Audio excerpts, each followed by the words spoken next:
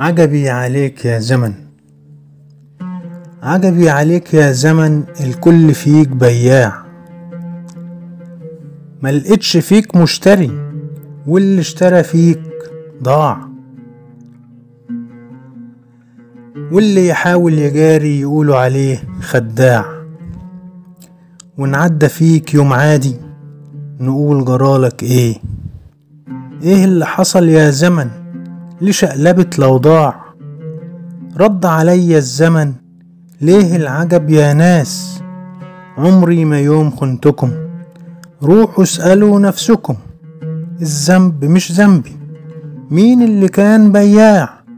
انتوا يا بني آدم بتهيئوا الأوجاع، واللي يخون ويبيع واللي فخوه طماع، واللي يخون ويبيع واللي فخوه طماع.